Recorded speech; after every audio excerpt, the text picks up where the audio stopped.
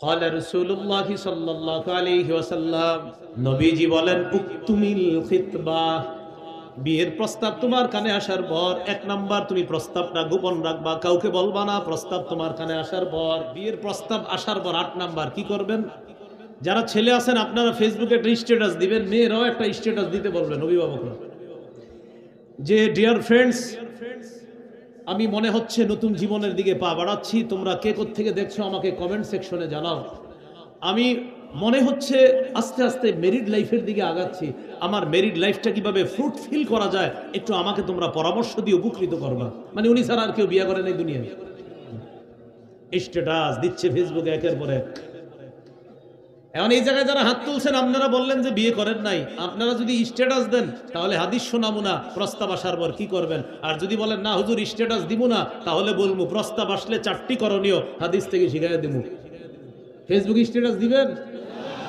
তাহলে বলেন প্রস্তাব কানে আসার পর কয় করণীয়? 4 করণীয়। বলেন কয় করণীয়? ছেলেরও 4 করণীয়, মেয়েরও 4টা করণীয়।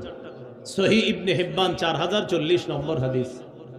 এই হাদিসের মধ্যে আছে قال رسول الله صلى الله عليه وسلم নবীজি বলেন উক্তুমিল খিতবা বিয়ের প্রস্তাব তোমার কানে আসার পর 1 নাম্বার তুমি প্রস্তাবটা গোপন রাখবা, কাউকে বলবা না। প্রস্তাব তোমার কানে আসার পর বন্ধুদেরকে বলবা না, উস্তাদকেও বলবা না, আপাতত কাউকে বলবা না। প্রথমে কাউরে বললেন না, প্রথমে গোপন রাখেন। 1 নাম্বার গোপন রাখেন। যার কাছ থেকে আসছে বাস আপনি শোনার পর কিচ্ছু বললেন না আর কাউরে।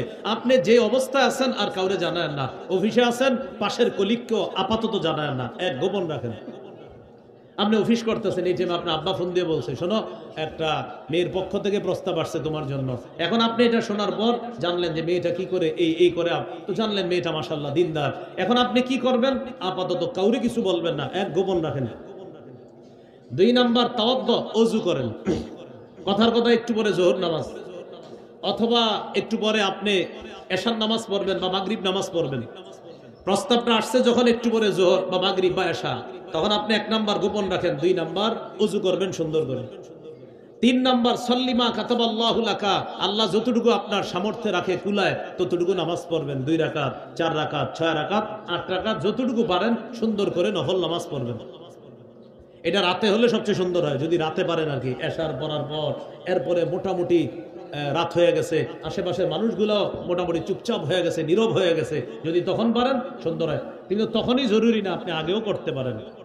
তাহলে 1 নাম্বার প্রস্তাবটা গোপন রাখা, 2 নাম্বার ওযু করা, 3 নাম্বার নামাজ পড়া, 4 নাম্বার আল্লাহকে এইভাবে বলবেন আল্লাহুম্মা ইন্নাকা তাকদিরু ওয়া লা আকদিরু। আল্লাহ আপনি সক্ষম, আমি অক্ষম। ওয়া তা'লামু ওয়া লা আ'লামু, আল্লাহ আপনি জানেন, আমি জানি না। ওয়া আনতা আল্লামুল গুয়ুব, আল্লাহ আপনি অদৃশ্যের সব খবর রাখেন। এভাবে বলবেন। নিজের থেকেও বাংলায় কিছু বলবেন, আল্লাহ আমার বাবা আমারে কথাটা বলছে, আল্লাহ আমি আপনারা ছাড়া আর কাউরে বলি নাই। সুবহানাল্লাহ। আপনি আল্লাহকে বলবেন আল্লাহ আমি আপনি ছাড়া আর কাউরে বিষয়টা বলি নাই, আল্লাহ আপনারে বললাম আমি প্রথম। তা আল্লাহকে এইভাবে বলবেন আল্লাহ আপনি সক্ষম, আমি অক্ষম, আপনি জানেন, আমি জানি না। আল্লাহ আপনি অদৃশ্যের সব খবর রাখেন। এরপরে আল্লাহকে বলবেন আল্লাহ একটি মেয়ের ব্যাপারে আমার বাবা, আমার পরিবার আমাকে বলছে, এবং বাবা বলতেছে মেয়েটা দিনদার। আমার পরিবারের মহিলা সদস্য যারা, তারাও মেয়েটাকে নাকি দেখছে, দেখার পর বলতেছে আল্লাহ মেয়েটা ভালো, এখন শুধু আমার দেখা বাকি আছে। তো মেয়েটা যেহেতু ভালো দিনদার বলতেছে, আল্লাহ আমি তো জানি না, আপনি জানেন। আল্লাহ এই মেয়ে যদি আমার জন্য কল্যাণকর হয় তাহলে এই মেয়েটাকে আমার জন্য বিবি হিসাবে ব্যবস্থা করে দিন।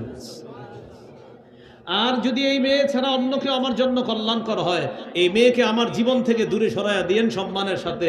অন্য কল্যাণকর মেয়েকে আমার জীবনে আপনি বিবি হিসাবে ব্যবস্থা করে দিন। সুবহানাল্লাহ। এক সাহাবী প্রশ্ন করলেন, ইয়া রাসূলুল্লাহ, আমাদের কেউ যদি তার যৌবনটাকে হালাল কাজে ব্যয় করে এতেও কি সে সৎকার সওয়াব পাবে?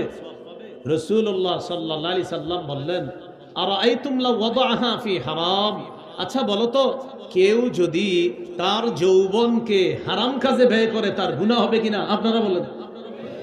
নবীজি বললেন কেউ যদি যৌবনকে হারাম কাজে রাখলে গুনাহ হয়, বিপরীত দিকে কেউ যদি তার যৌবন হালাল কাজে ব্যয় করে অবশ্যই আল্লাহ তাকে সৎকার সওয়াব দিবেন। এই জন্য স্বামী স্ত্রীর পবিত্র সম্পর্ক, এই পবিত্র সম্পর্কের মধ্যে আল্লাহ যে পবিত্র বিধান সম্পর্ক বৈধ করেছেন, এটা সৎকার সওয়াব হবে, সৎকার সওয়াব। এ হলো 2 নাম্বার, আমার যৌবনকে আমি হালাল কাজে ব্যয় করব, এটা আপনি দ্বিতীয় নিয়ত করতে হবে আপনার। 3 নাম্বার, আপনি যে মেয়েটাকে বিয়ে করবেন তার মধ্যে কৃত্রিমতা থাকবে না, এবং আপনি নিজের মধ্যে কোনো কৃত্রিমতা আনবেন না। আপনি যা আপনি তাই প্রকাশ করবেন। আপনি নিজেরে অনেক বড় কিছু দেখান না, আপনি যেটা এটাই, যে আমি এই ছেলে, আমার কাছে যদি মেয়ে বিয়ে দেয় আমি বিয়ে করব। আপনি নিজেরে বড় কিছু দেখান না। আপনি বেতন পান 50, কইলেন 1.5 লাখ, এরকম যেন না হয়। আবার যারা মেয়ে বিয়ে দিবেন, আপনার মেয়ের মধ্যে কৃত্রিমতা যেন না আসে। ছেলেটা দেখতে আসবে আপনার মেয়েকে, আপনারা পার্লার থেকে সাজায় আনলেন, এবার এই ছেলে আপনার মেয়েকে দেখা বললো, হ্যাঁ আমি বিয়ে করবো, এই মেয়েরই বিয়ে করবো, আজকেই বিয়ে করবো দেখা। এখন বিয়ে করছে, পরের দিন কয় দেখলাম কি আনলাম কি। এই কাজ করা যাবে না। কৃত্রিমতা প্রদর্শন আপনিও করবেন না, মেয়েও করবে না। দলিল সহিহ মুসলিম 6667 নম্বর হাদিস। রাসূলুল্লাহ সাল্লাল্লাহু আলাইহি সাল্লাম বলেন, কানাত ইমরাআতুন কাসিরাতুন ফি বনি ইসরাঈল মা ইমরাআতাইনি তাওয়িলাতাইন।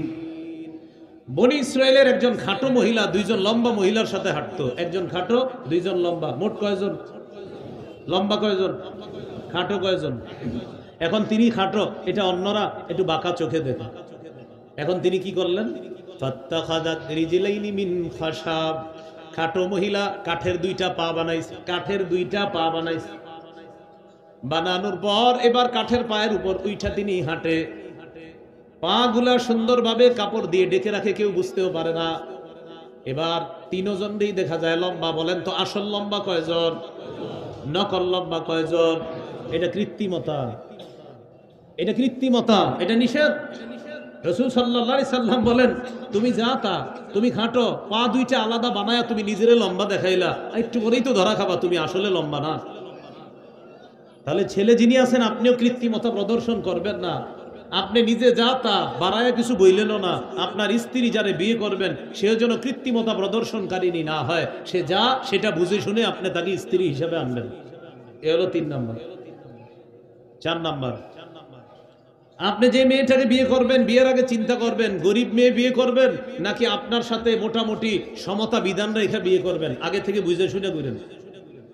গরিব মেয়ে যদি বিয়ে করেন আলহামদুলিল্লাহ, অনেক সওয়াবের কাজ, কিন্তু বিয়ের পরে যেন আপনার ঘরের লোকেরা তার এটা না বলে ফকিন্নির ঘরে ফকিন্নি, এটা যেন না বলে।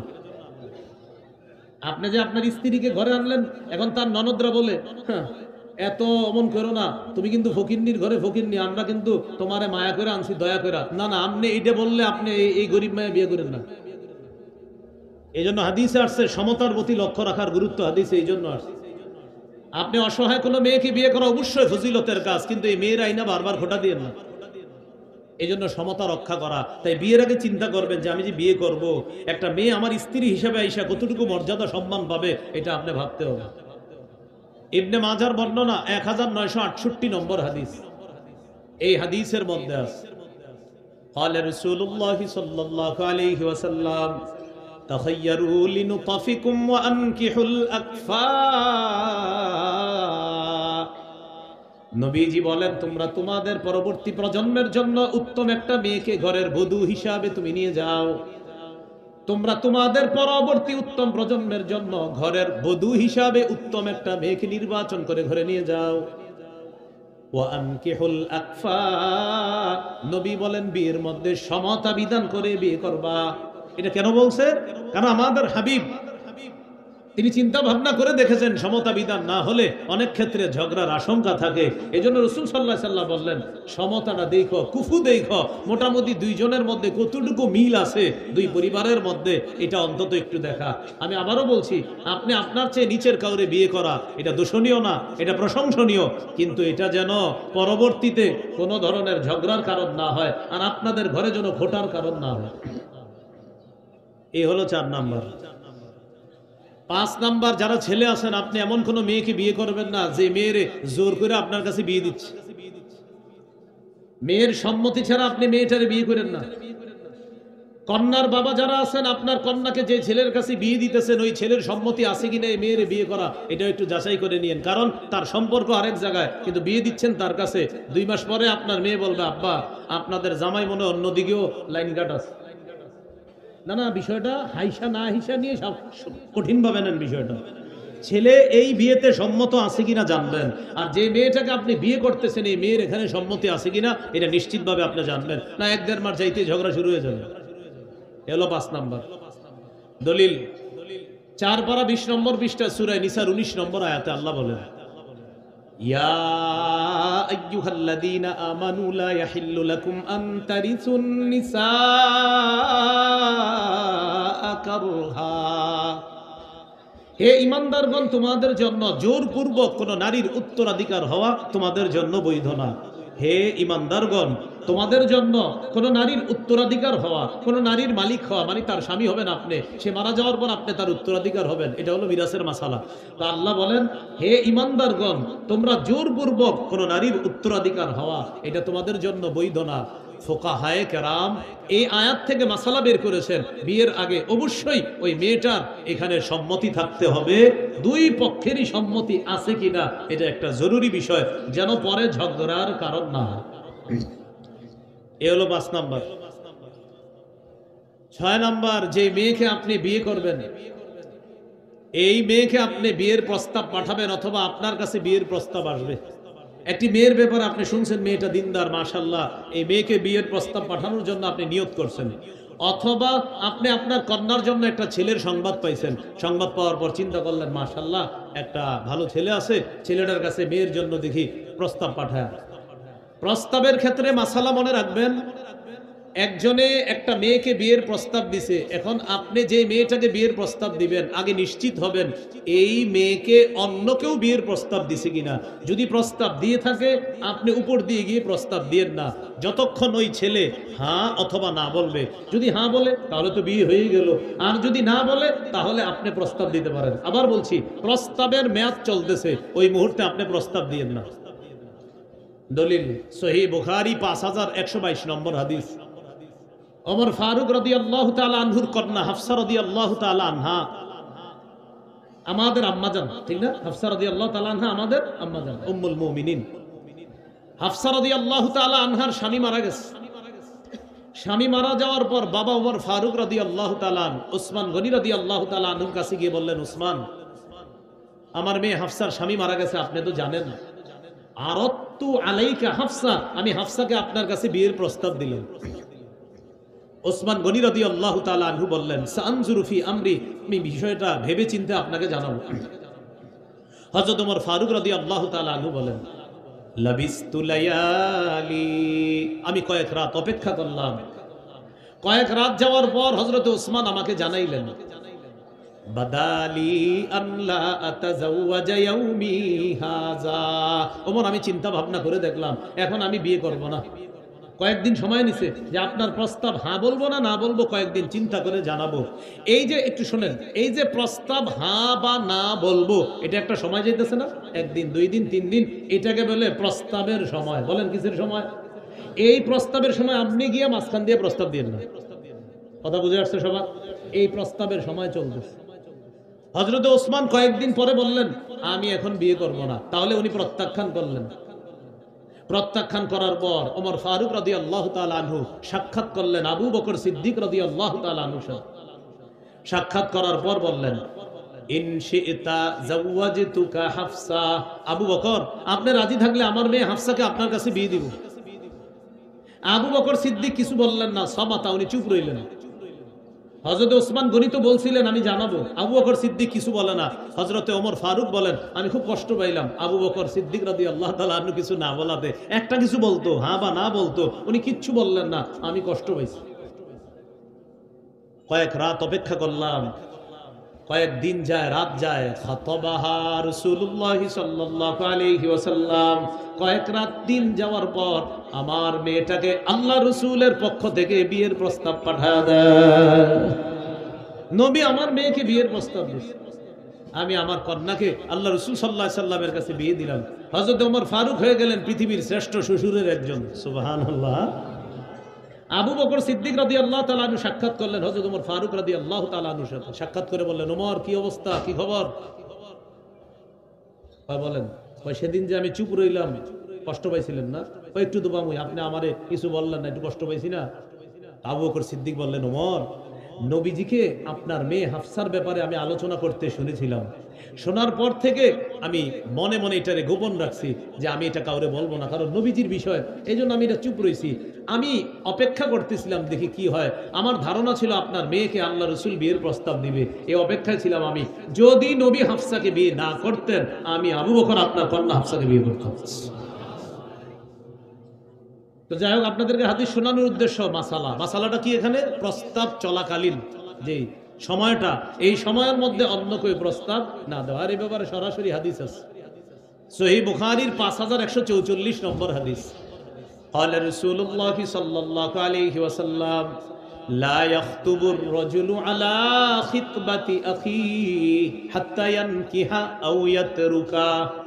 নবীজি বলেন, তোমাদের কেউ অন্য কোনো ভাইয়ের প্রস্তাবের উপর যেন বিয়ের প্রস্তাব না দেয়। ওই ভাই হয়তো তাকে বিয়ে করবে, না হয় প্রত্যাখ্যান করবে, এই পর্যন্ত তোমাকে অপেক্ষা করতে হবে। কয় নাম্বার গেল এটা? 6 নাম্বার, বিয়ের প্রস্তাব দেওয়া। এবার আসেন 7 নাম্বার, দিনদার স্ত্রী চান যারা, এনে বিয়ে করেন নাই এরকম হাত তোলেন। বিয়ে করেন নাই যারা, দিনদার বিবি চান কারা কারা? বিয়ে করেন নাই সবাই হাত তুললেন না, যারা বিয়ে করেন নাই। হ্যাঁ, মাশাআল্লাহ, হাত নামান। একটু শোনেন। তাহলে দিনদার স্ত্রী যারা চান, আপনি গাঞ্জা খাইবেন আর দিনদার স্ত্রী চাইবেন না। এবার শোনেন 7 নাম্বার, আমি একজন দিনদার স্ত্রী তালাশ করতেছি, আমাকেও দিনদার মেয়ের জন্য দিনদার ছেলে হতে হবে। এটা 7 নাম্বার। قال رسول الله صلى الله عليه وسلم إذا جاءكم من ترضون دينه وخلقه فزوجوه। রাসূলুল্লাহ সাল্লাল্লাহু আলাইহি সাল্লাম বলেন, তোমাদের কাছে এমন কেউ যদি বিয়ের প্রস্তাব নিয়ে আসে, যার দিনদারিতা তোমাদের পছন্দ, যার চরিত্র তোমাদের পছন্দ, তার কাছে ছেলে তোমরা মেয়েটাকে বিয়ে দিয়ে দাও। তাহলে এমন ছেলে যদি আপনার মেয়েকে বিয়ের প্রস্তাব দেয়, যার দিনদারিতা ঠিক আছে, যার চরিত্র ভালো, এই ছেলের কাছে মেয়েটাকে বিয়ে দিয়ে দেন। এই হাদিস থেকে কি শিখলাম? ছেলে যারা বিয়ে করেন নাই, আপনিও দিনদার হতে হবে। তাহলে 7 নাম্বার, চিন্তা করতে হবে বিয়ের আগে, আমি তো দিনদার মেয়ে খুঁজি, আমাকেও দিনদার হতে হবে। 8 নাম্বার, বিয়ের প্রস্তাব আপনার কাছে আসছে, অথবা আপনি একটা মেয়ের বিয়ের প্রস্তাব পাঠাইছেন। যে মেয়ের কাছে আপনি বিয়ের প্রস্তাব পাঠাইছেন অথবা আপনার কাছে বিয়ের প্রস্তাব আসছে, বিয়ের প্রস্তাব আসার পর 8 নাম্বার কি করবেন? যারা ছেলে আছেন আপনারা ফেসবুকে একটা স্ট্যাটাস দিবেন, মেয়েরাও একটা স্ট্যাটাস দিতে বলবেন অভিভাবকরা, যে ডিয়ার ফ্রেন্ডস, আমি মনে হচ্ছে নতুন জীবনের দিকে পা বাড়াচ্ছি, তোমরা কে কোত্থেকে দেখছো আমাকে কমেন্ট সেকশনে জানাও। আমি মনে হচ্ছে আস্তে আস্তে মেরিড লাইফের দিকে আগাচ্ছি, আমার মেরিড লাইফটা কিভাবে ফ্রুটফিল করা যায় একটু আমাকে তোমরা পরামর্শ দিয়ে উপকৃত করবা। মানে উনি ছাড়া আর কেউ বিয়ে করে নাই দুনিয়ায়। স্ট্যাটাস দিচ্ছে ফেসবুকে একের পর এক। এখন এই জায়গায় যারা হাত তুলছেন, আপনারা বললেন যে বিয়ে করেন নাই, আপনারা যদি স্ট্যাটাস দেন তাহলে হাদিস শোনাবো না, প্রস্তাব আসার পর কি করবেন? আর যদি বলেন না হুজুর স্ট্যাটাস দিব না, তাহলে বলবো প্রস্তাব আসলে 4টি করণীয় হাদিস থেকে শিখাইয়া দিব। ফেসবুকে স্ট্যাটাস দিবেন? তাহলে বলেন প্রস্তাব কানে আসার পর কয় করণীয়? 4 করণীয়। বলেন কয় করণীয়? ছেলেরও 4 করণীয়, মেয়েরও 4টা করণীয়। সহিহ ইবনে হিব্বান 4040 নম্বর হাদিস। এই হাদিসের মধ্যে আছে قال رسول الله صلى الله عليه وسلم, নবীজি বলেন, উক্তুমিল খিতবা, বিয়ের প্রস্তাব তোমার কানে আসার পর 1 নাম্বার তুমি প্রস্তাবটা গোপন রাখবা, কাউকে বলবা না। প্রস্তাব তোমার কানে আসার পর বন্ধুদেরকে বলবা না, উস্তাদকেও বলবা না, আপাতত কাউকে বলবা না। প্রথমে কাউরে বললেন না, প্রথমে গোপন রাখেন। 1 নাম্বার গোপন রাখেন। যার কাছ থেকে আসছে বাস আপনি শোনার পর কিচ্ছু বললেন না আর কাউরে। আপনি যে অবস্থায় আছেন আর কাউরে জানায়েন না। অফিসে আছেন, পাশের কলিগকেও আপাতত জানায়েন না। গোপন রাখেন। আপনি অফিস করতেছেন, এই যে আপনার আব্বা ফোন দিয়ে বলছে, শোনো একটা মেয়ের পক্ষ থেকে প্রস্তাব আসছে তোমার জন্য। এখন আপনি এটা শোনার পর জানলেন যে মেয়েটা কি করে, এই করে, তো জানলেন মেয়েটা মাশাআল্লাহ দিনদার। এখন আপনি কি করবেন? আপাতত কাউরে কিছু বলবেন না, গোপন রাখেন। 2 নাম্বার তাওয়াদ্দু, ওযু করেন। কথার কথা একটু পরে যোহর নামাজ, অথবা একটু পরে আপনি এশার নামাজ পড়বেন বা মাগরিব নামাজ পড়বেন।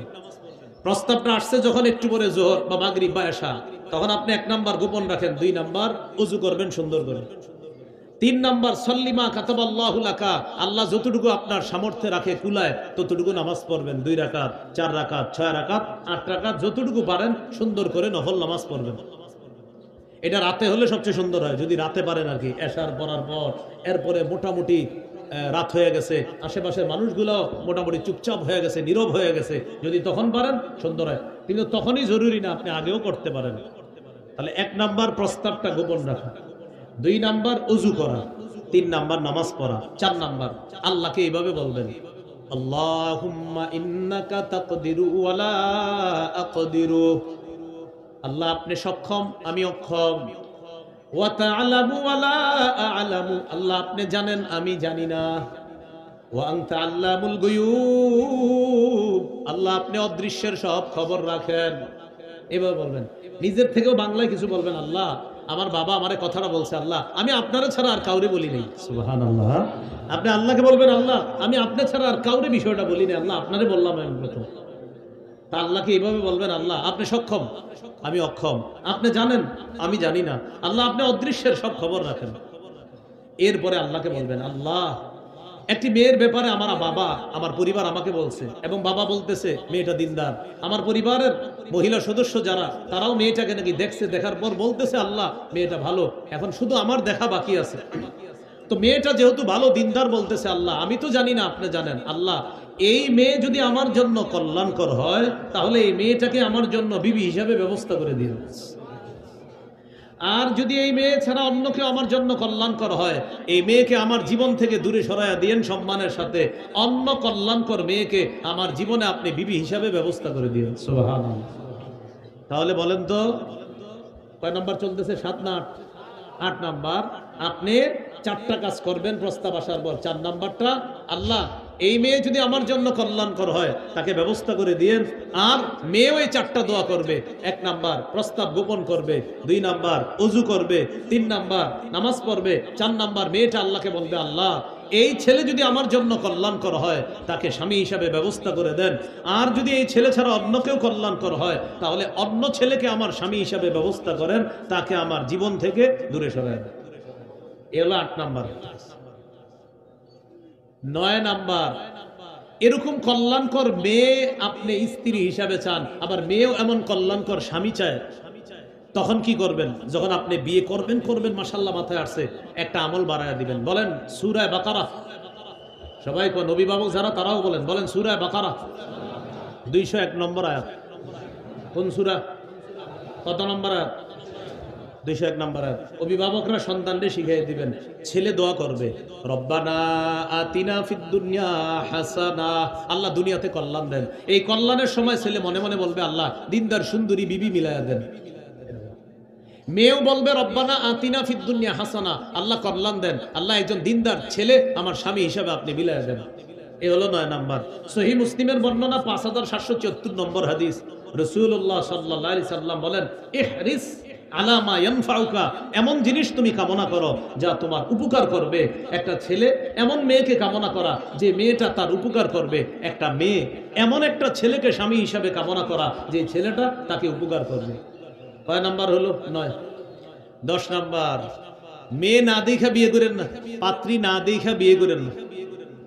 বর্তমান জামানার ছেলেরা বাস বলে আমার আম্মার বোনেরা দেখলে হবে, আমি না দেখলেও সমস্যা নাই, পরে না দেখা এই কচুয়া মাদ্রাসার মসজিদে এসে বিয়ে করছে, কবুল করছে। মেয়েরা এখনো দেখে নাই, কিন্তু তাই দেখছে, বোনেরা দেখছে আর মায় দেখছে, এখন বিয়ে করছে। 1 মাস পরে আম্মারা আর বোনদেরকে বলে কি দেখলেন কি আনলেন, আপনি কেন কইলেন এদেরকে দেখতে, নবী তো আপনারে দেখতে কইছে,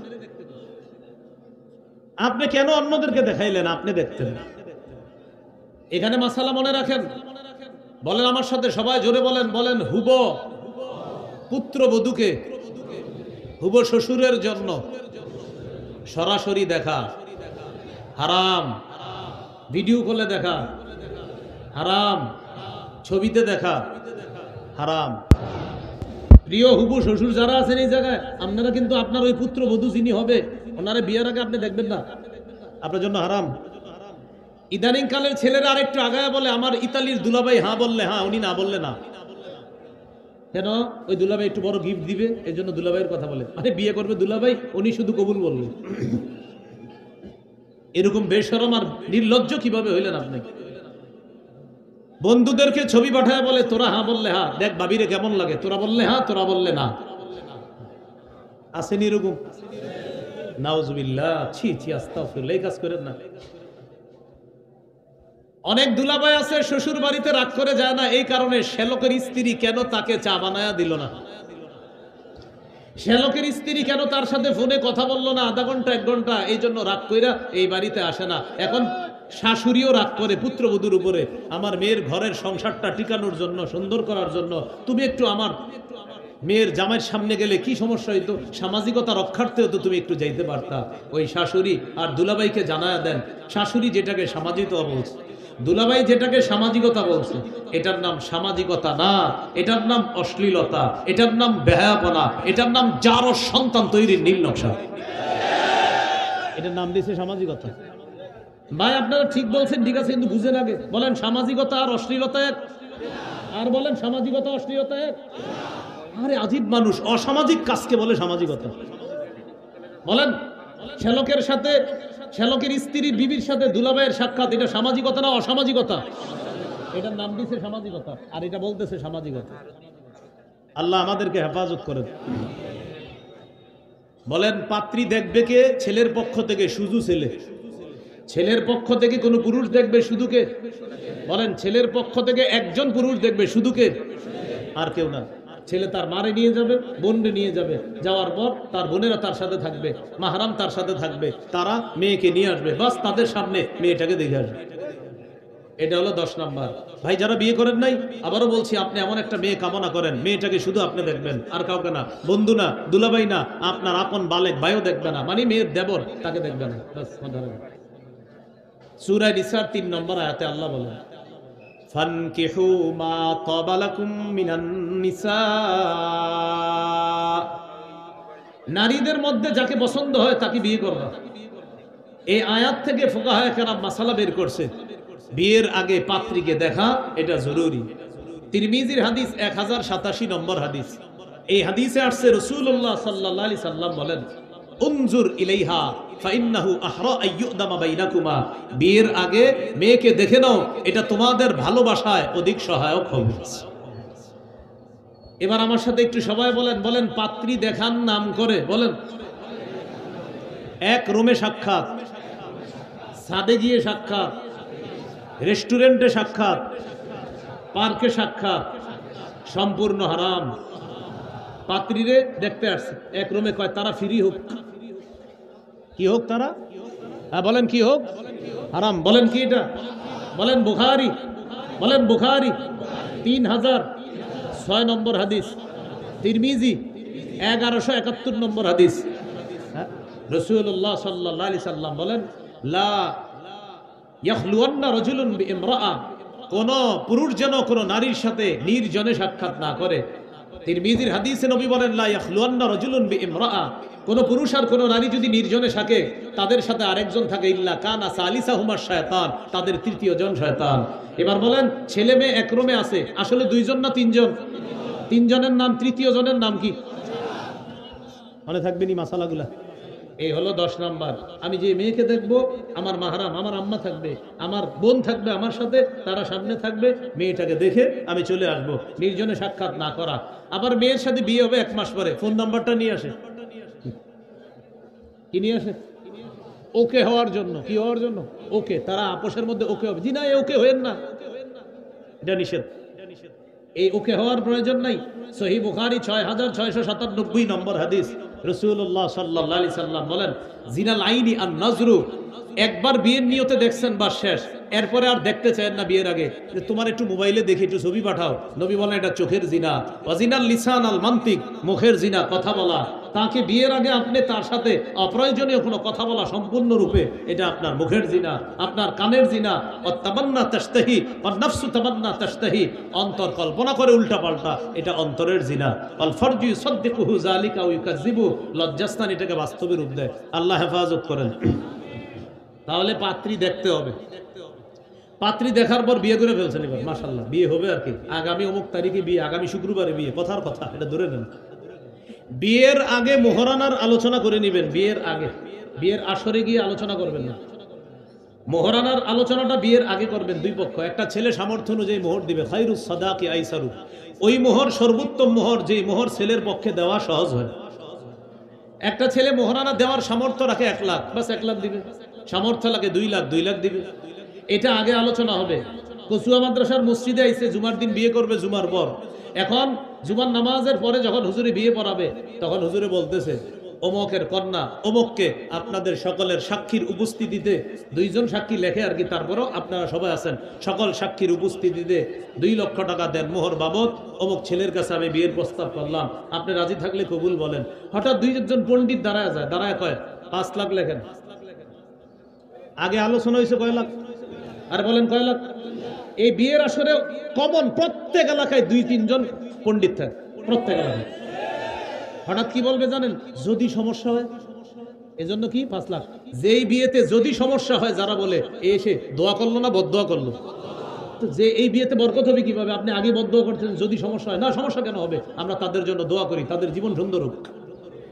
ছেলে যারা হাত তুলছেন বিয়ে করেন না, আপনি আপনার সামর্থ্য অনুযায়ী মোহর দিবেন। কোনো পণ্ডিত যদি বিয়ের আসরে বলে ভাই 2 লাখ না 5 লাখ, আপনি বলবেন কাজী সাহেব আপনি লেখেন 2 লাখ ছেলে দিবে, বাকি 3 লাখ সে দিবে, লেখেন। আপনি 3 লাখ দিবেন না আপনি।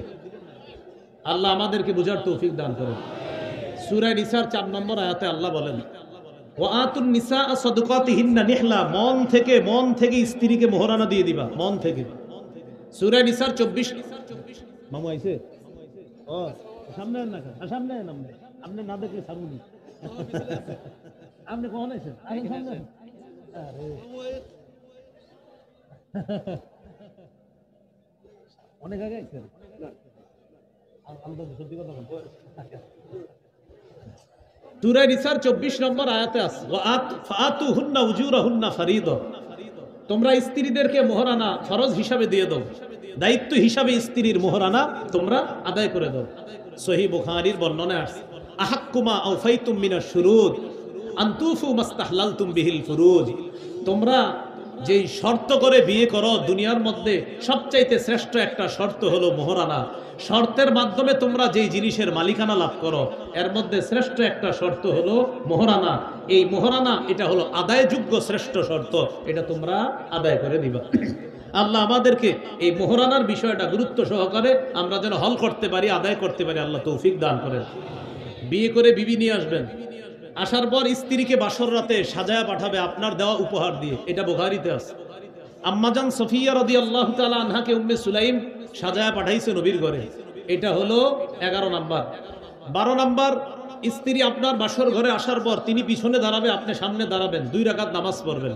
13 নাম্বার, নামাজের পর তার কপালে হাত রেখে পড়বেন আল্লাহুম্মা ইন্নী আসআলুকা খায়রাহা, আল্লাহ আমি এই মেয়ের সব কল্যাণ চাই, এই মেয়ের মধ্যে যত কল্যাণ সব আমি চাই। ও আউযু বিকা মিন শাররিহা, আল্লাহ তার যত অকল্যাণ এটা থেকে আমি পানা চাই, তার মধ্যে যত অকল্যাণ এটা থেকে আমি পানা চাই। 14 নাম্বার, খুশিতে পরের দিন অথবা এর পরের দিন অলিমা করবেন। খুশিতে কি করবেন? অলিমা। অলিমার মধ্যে আপনি আপনার সামর্থ্য অনুযায়ী আইটেম রাখবেন।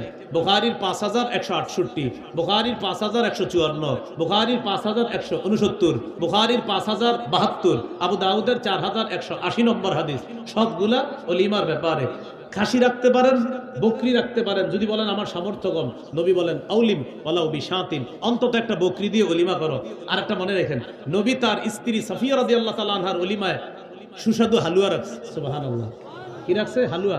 আপনি গরু করলেন, খাসি করলেন, জর্দা করলেন, একটু সুস্বাদু হালুয়া রেখে দিলেন, নবীর সুন্নত। ঠিক আছে ইনশাআল্লাহ।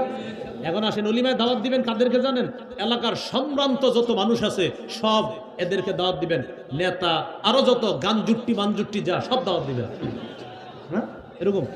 আবু দাউদের 4180 নম্বর হাদিস, নবী বলেন লা ইয়াকুল তাআমাকা ইল্লা তাকিয়ুন, তোমার খাবারটা যেন নেককাররা খায়। সুবহানাল্লাহ, তোমার খাবার কারা খায়? নেককার। সর্বশেষ শেষ করে দিচ্ছি, নবীজি একটা কথা বলছে, বুখারীর 5177 নম্বর হাদিসের মাধ্যমে শেষ করছি। নবী বলেন শাররুল ওয়ালিমাতি ওয়ালিমা, ওই ওলিমার খাবার সবচেয়ে নিকৃষ্ট, ইউদআ লাহাল আগনিয়া, যে অলিমায় শুধু ধনীদেরকে দাওয়াত দেওয়া হয়, ওয়ুতরাকুল ফুকারা, আর গরিবদেরকে ভুলে যায়, ওই অলিমা সবচেয়ে নিকৃষ্ট অলিমা, যেখানে শুধু ধনীদেরকে দাওয়াত করা হয় আর গরিবদেরকে ভুলে যাওয়া হয়। আর একটা মাসালা বলে শেষ করে দিচ্ছি, কেউ হাসবেন না, সবাই হাসি বন্ধ করেন আগে, এটা মাসালা শ্রদ্ধার সাথে শুনবেন। আল্লাহ প্রদত্ত সম্পর্ক স্বামী স্ত্রী স্থাপন করার পর গোসল ফরজ হয়েছে। গোসল ফরজ হওয়ার পর যদি চান যে আমরা গোসলটা পরে করব, তাহলে অজু করে ঘুমায় যাবেন, অজু করবেন। সহিহ বুখারীর 288 নম্বর হাদিস, আম্মাজান আয়েশা সিদ্দিকা রাদিয়াল্লাহু তাআলা আনহা বলেন, নবীজির উপর গোসল ফরজ হওয়ার পর রাসূল সাল্লাল্লাহু আলাইহি সাল্লাম অজু করে এরপর ঘুমাইতেন। কয় কেমন অজু? নামাজের যে অজু অবিকল, ওই অজু করে নবী ঘুমাইতেন। আবু দাউদের হাদিস 4180 হাদিসে আসছে, 3 ব্যক্তির কাছে ফেরেশতা আসে না, এর মধ্যে একজন হলো যার উপর গোসল ফরজ। তবে ইল্লা ইয়াতাওয়াদ্দা, গোসল ফরজ যার উপরে, সে যদি অজু করে ঘুমায় তার কাছে ফেরেশতা আসে। আপনার উপর গোসল ফরজ, কিন্তু আপনি গোসলটা করবেন আরো 2 ঘন্টা পরে, কিন্তু অজু করে ঘুমায় গেছেন, তাহলে আপনার কাছে ফেরেশতা আসবে। সহিহ মুসলিমের 306 নম্বর হাদিসে আসছে, ওমর ফারুক রাদিয়াল্লাহু তাআলা আনহু মাসালা জিজ্ঞাসা করছে, হুজুর যার উপর গোসল ফরজ সে কি ঘুমাবে? নবী বলেন হ্যাঁ ঘুমাতে পারবে, তবে লিয়া তাওয়াদ্দ, আগে অজু করে নিতে বলবা, সুম্মা লিয়া নাম, তারপর ঘুমাইতে বলবা। এবার যে মাসালাটা বলি এটাও শ্রদ্ধার সাথে শুনেন, সর্বশেষ মাসালা। বিবিদের আল্লাহ প্রদত্ত একটা অসুস্থতা আছে না? এই অসুস্থতার সময় বিবিরে একদম আপনি সাপোর্ট করতে হবে সব সময়, তারে কোনোভাবেই অন্য চোখে দেখবেন না। ইহুদিরা ওই অবস্থায় বিবিরে ঘর থেকে বের করে দিত, তার সাথে খাইতো না, তার সাথে পান করতো না, এক ঘরে থাকতো না। সূরা বাকারার 222 নম্বর আয়াত এই কারণে নাজিল হয়েছে। নবীর কাছে এসে বলছে, হুজুর ইহুদিদের স্ত্রীদেরকে তারা ঘর থেকে বের করে দেয়। কেন? কই যে একটা অসুস্থতা হয় এই জন্য। নবীজি বলেন, আর তারা খায় না, পান করে না, এক ঘরে থাকে না। নবীজি তখন বললেন, সাবধান, আল্লাহর কোরআনের বিধান, ওই অবস্থায় নারীদেরকে ইসলাম সম্মান দিছে। একই ঘরে তার স্ত্রী থাকবে, খাবার খাবে, পান করবে, ওই ঘরে স্বামী স্ত্রী থাকবে, তবে স্ত্রীর ওই হালাতে স্বামী তার জৈবিক চাহিদা পূরণ করা ওই অবস্থায় হারাম। বলেন ওই অবস্থায় কি হারাম? এটা মনে রাখা। ইবনে মাজার 639 নম্বর হাদিসে আসছে, কেউ যদি ওই অবস্থায় স্ত্রীর সাথে নাউজুবিল্লাহ কেউ যদি কোনো প্রকারে মিলিত হয়ে যায়, নবীজি বলেন আমার উপরে আল্লাহ যা নাজিল করছে তুমি সব অস্বীকার করলা। এই জন্য সাবধান। হাদিসে আসছে লা ইয়ানজুরুল্লাহ, আল্লাহ তার দিকে তাকাবেন না। মাসালাগুলা মনে রেখে বিয়ের আগেই মাসাগুলো শিখে এরপর ইনশাল্লাহ সন্তান বিয়ে করাবেন, আপনারাও বিয়ে করবেন। সর্বশেষ আপনাদের কাছে আমার আবদার, আপনারা যে যে অবস্থা আছেন এইভাবেই থাকেন। বসা যারা বসা থাকেন, দাঁড়ানো যারা দাঁড়ানো থাকবেন। আজকের জন্য মুসাফা করার প্রয়োজন নাই।